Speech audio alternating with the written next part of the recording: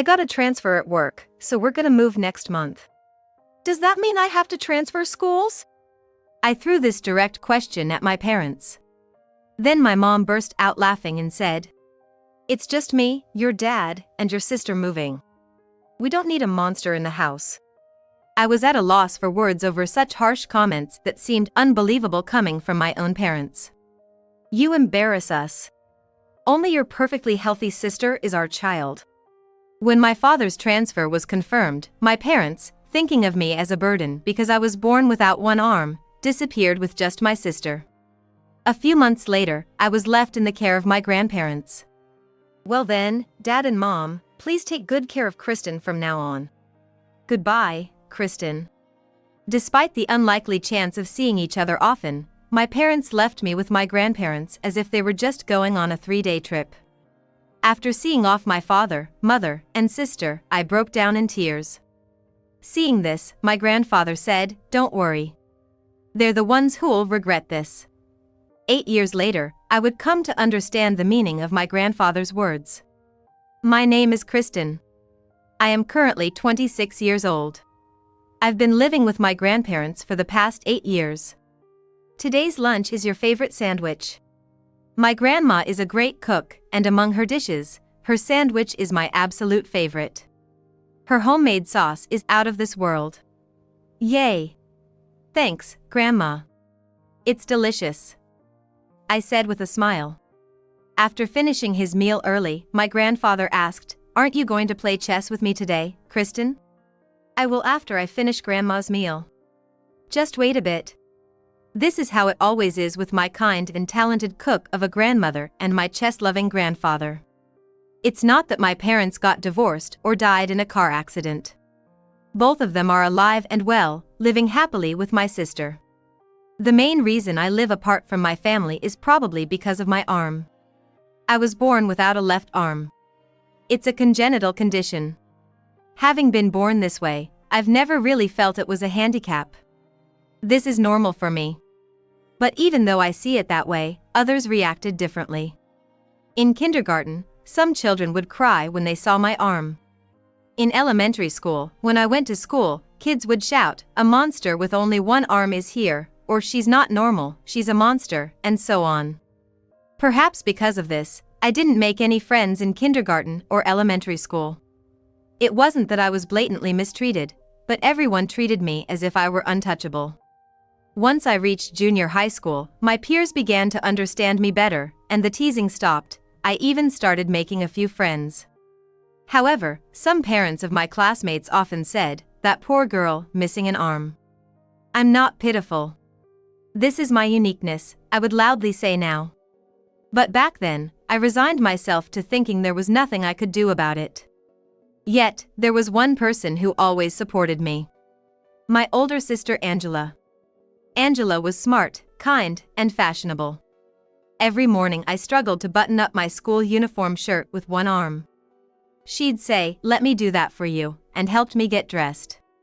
After school, Angela always walked home with me, carrying my bag and offering her scarf saying, "Here, it's cold, take this," always looking after me first.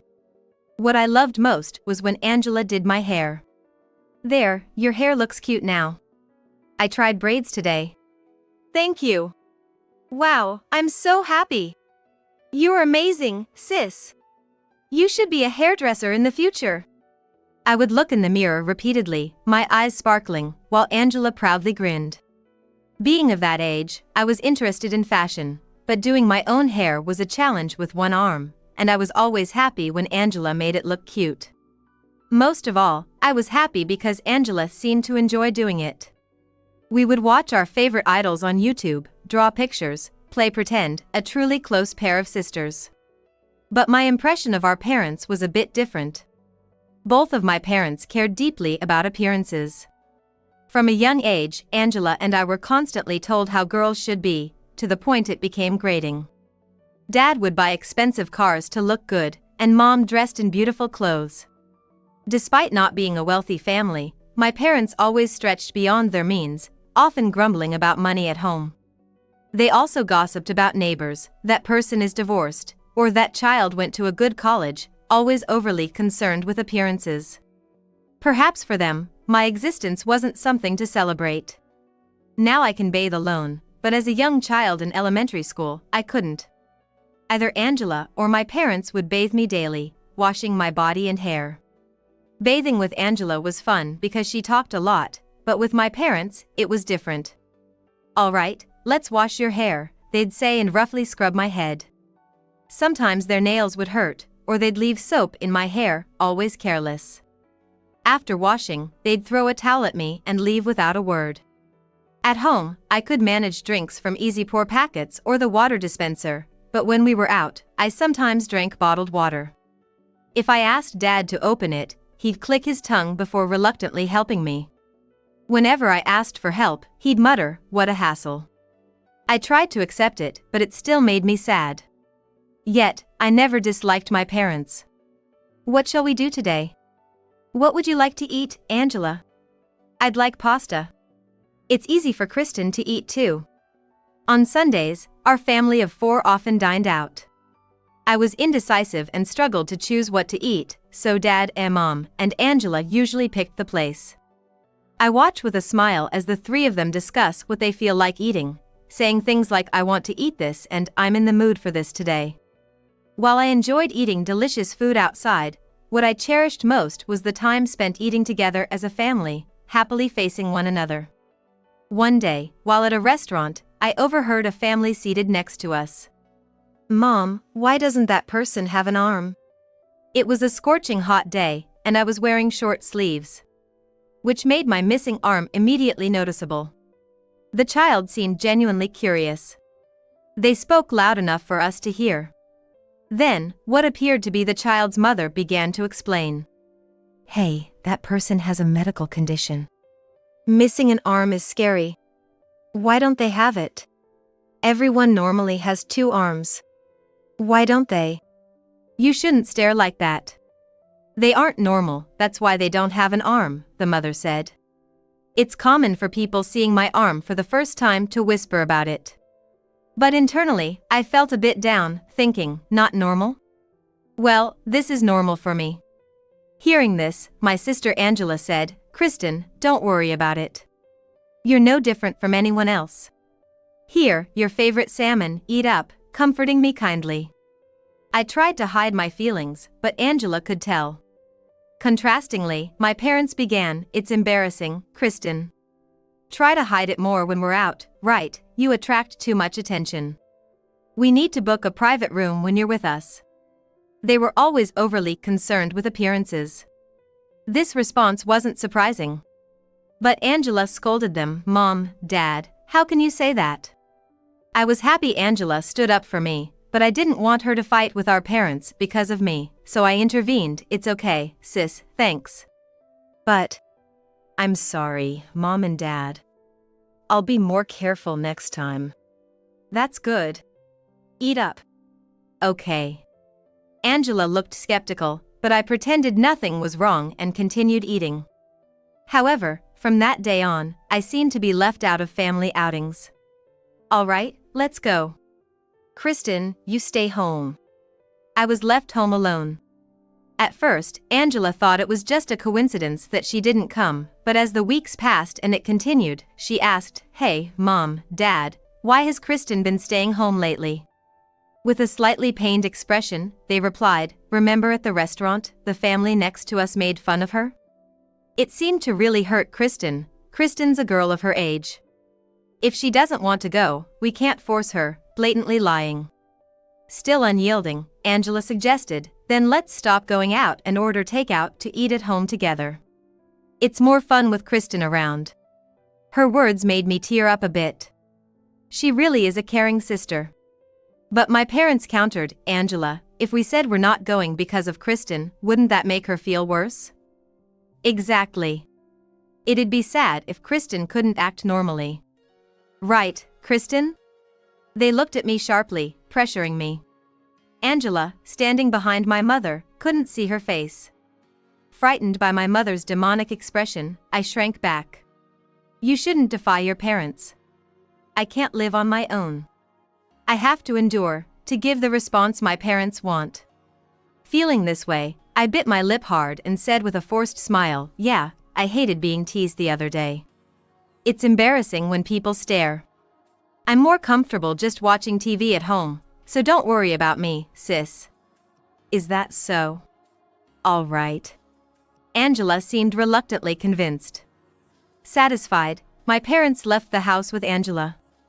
After they left, I tried to make a microwave pie by myself but struggled even to open the package. Why can't I even do this? I thought, as tears started to fall. From that day, my parents learned that I would comply without talking back if pressured, and they stopped taking me out not just for meals but also for shopping and trips. Is Kristen not going again? Looking sad, Angela glanced at our parents before saying to me, yeah. I'm sorry. I was often left with our grandparents during trips.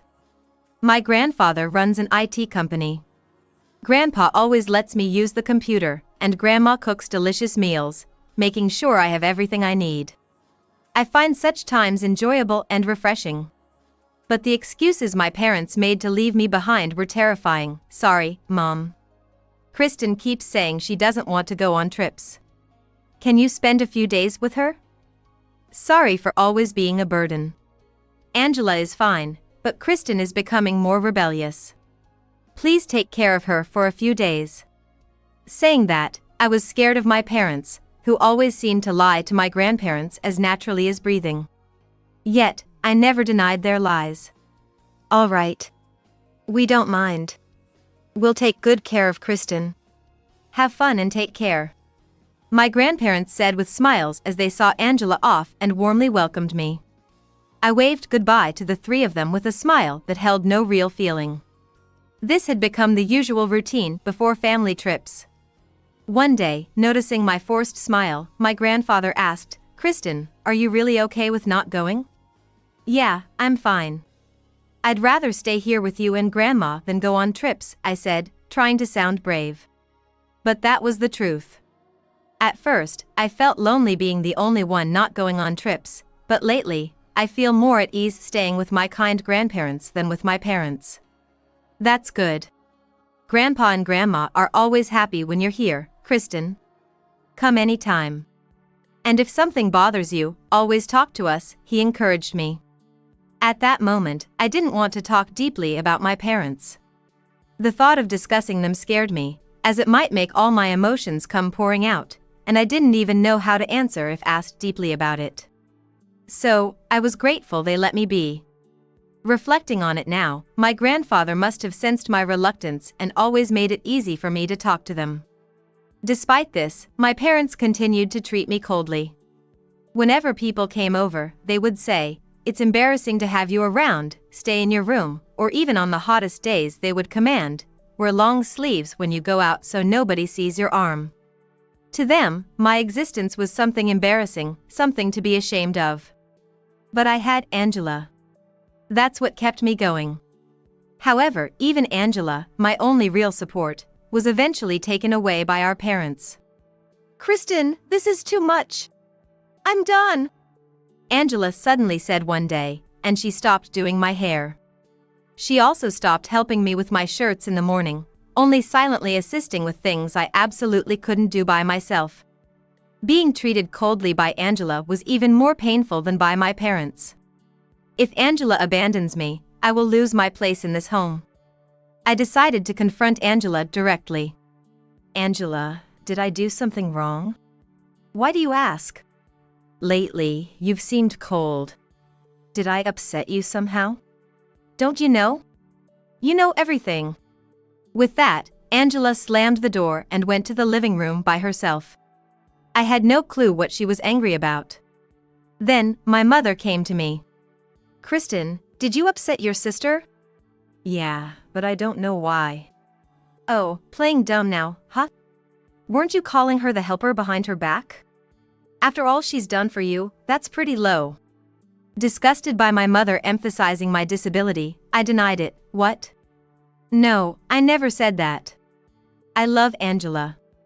I'm grateful to her, and I would never say such a thing. It was me. I told her you said that to your friends at school, so I got angry on her behalf.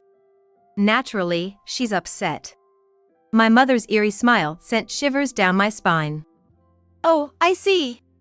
I realized then. My parents must be feeding Angela lies to ruin our relationship. To her, our parents are kind and important. And she believes what they say. From then on, even when I tried to talk to her, Angela was cold. Not knowing what lies my parents had told her, I couldn't defend myself, and the rift between us deepened over time. Before, Angela would do things for me without being asked, but now she wouldn't unless I asked her directly. Gradually, it became harder to rely on her, and I truly felt like I had no one on my side. It became difficult even to go to the living room, and I spent most of my time in my room. As usual, I stay home alone on weekends. My sister Angela and my parents go out to eat and shop without me. We bought so much today. Everyone on social media will be shocked by these clothes. My mother said, flaunting an expensive-looking dress.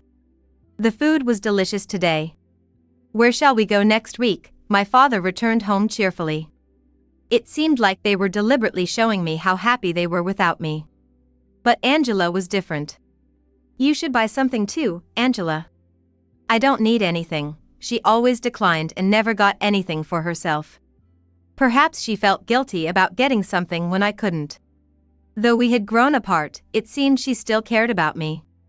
We both should have talked openly, but we were both afraid to hear the truth, so we never had a real conversation. Thus, time passed without repairing our relationship.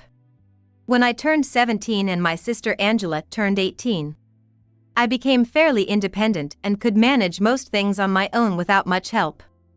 At that time, I was going to school and also visiting and helping out at my grandfather's company. Angela was planning to attend a vocational school next year. She seems to be attending a vocational school in another state, which is quite far from where we live. One day, my parents suddenly spoke to me. Kristen, we need to talk. They said with serious faces, giving me a bad feeling. That day, Angela was out at work and not at home. I got a transfer. We're going to move. Really? When? Do I have to change schools? Taken aback by the sudden news, I bombarded my dad with questions. I had finally made some friends, and with graduation approaching, the thought of transferring schools made me feel a bit anxious. Then, my mom burst out laughing. Kristen, you seem to be misunderstanding, but you're not coming with us. It's just me, your dad, and Angela. What? What do you mean? Angela is going to a vocational school next year, right? And your dad's new job is also in the same state. So, it's just us going. We're selling this house too. Then where am I supposed to live? You'll live with your grandparents. We've already told them. That way, you don't have to transfer schools. But... No buts, my dad suddenly yelled.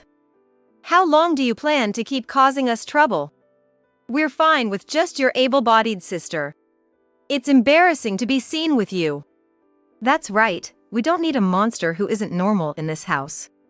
I was speechless from the cruel words that I couldn't believe came from my own parents. I always suspected they felt this way about me, that they didn't really like me. But hearing it said to my face felt like being stabbed in the heart with a sword. A few months later. Well, Dad and Mom, please take good care of Kristen. Goodbye, Kristen.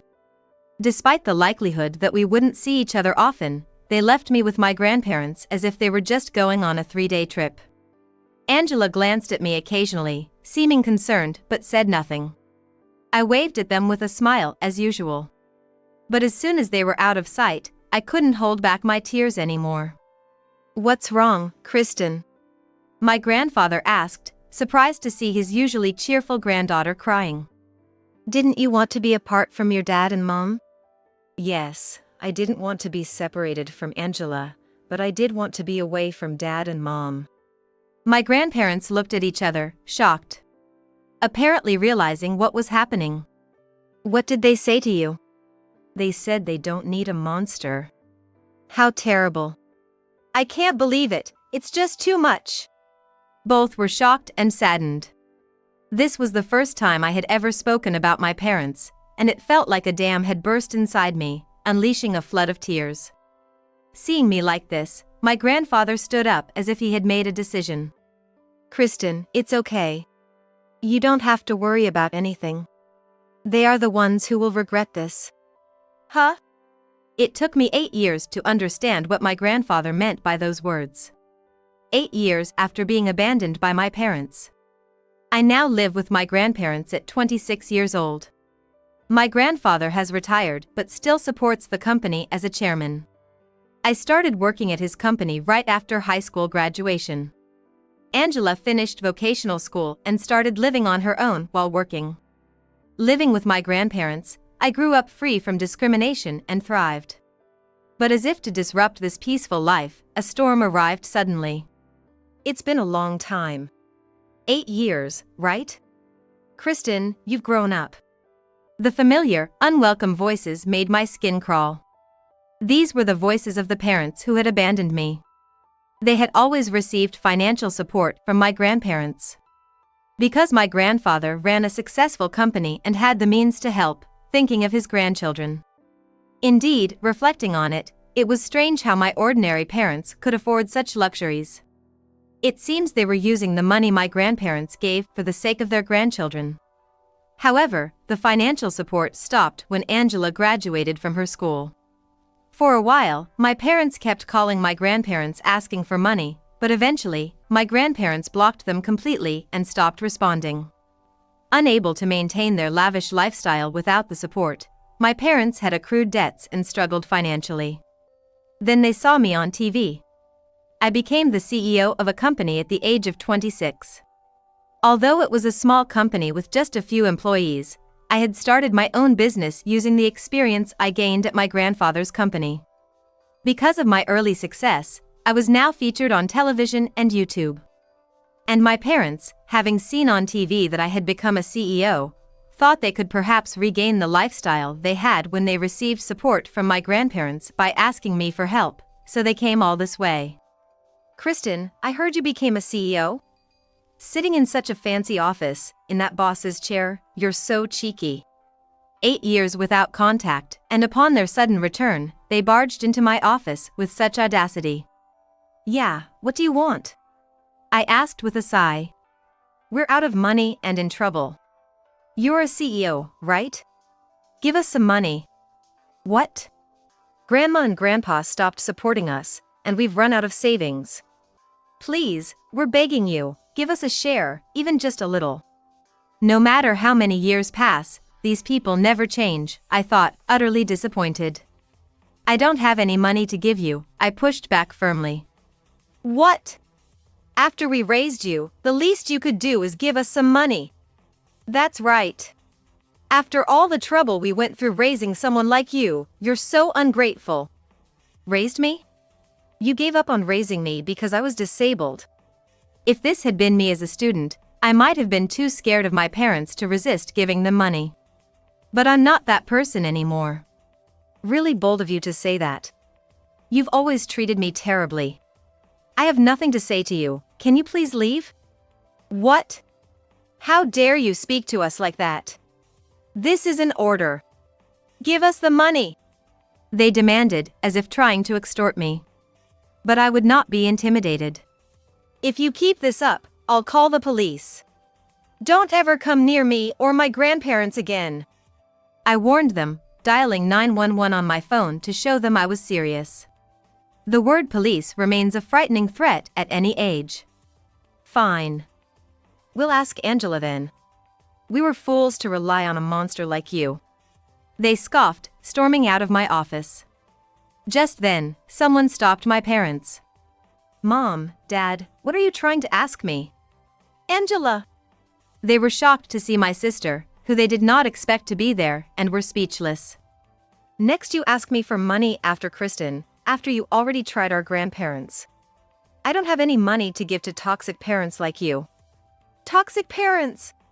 They never expected such words from Angela. Their faces paled as they processed her words. I've known everything since 8 years ago when you separated from Kristen. I was shocked to learn how awful you were. At first, I was devastated, but relieved to hear Kristen never said anything bad about me. That's not true. She did say bad things, right, Dad? Yeah, Kristen always used to speak poorly of Angela. They lied, still trying to manipulate the situation. But Angela no longer believed their words. Still lying, how despicable. Well, I don't care. When I graduated from vocational school and realized I didn't have to live with you anymore, I was overjoyed.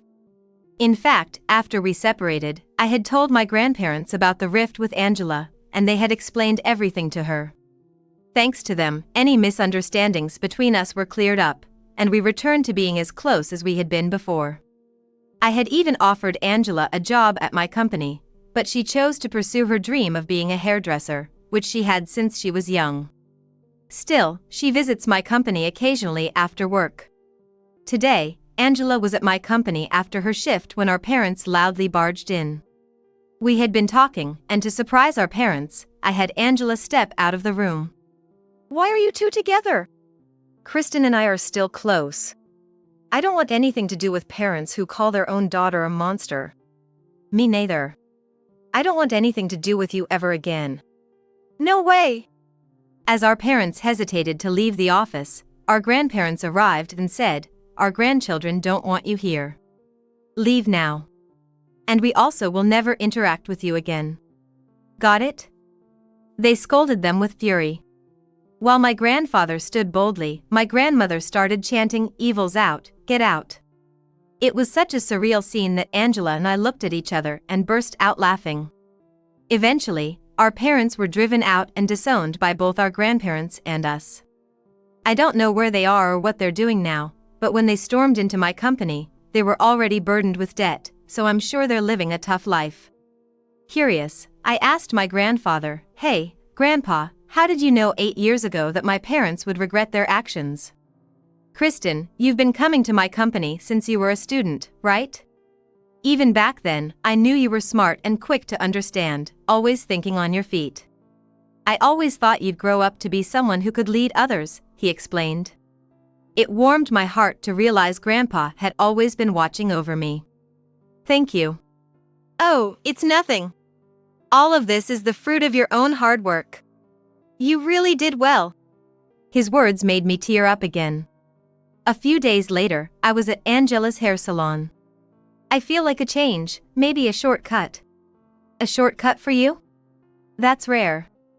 Want to keep your usual beige color? Yeah, that's fine. Make it cute, okay? Got it, she said, and started cutting my hair. I had always thought Angela was meant to be a hairdresser since we were kids, and even now, as adults, she still made my hair look great. She truly is a wonderful person. There, all done. Look how cute it turned out, Angela said proudly, making her signature proud face like she used to. Thank you, Angela. And like this, Angela and I remained close sisters.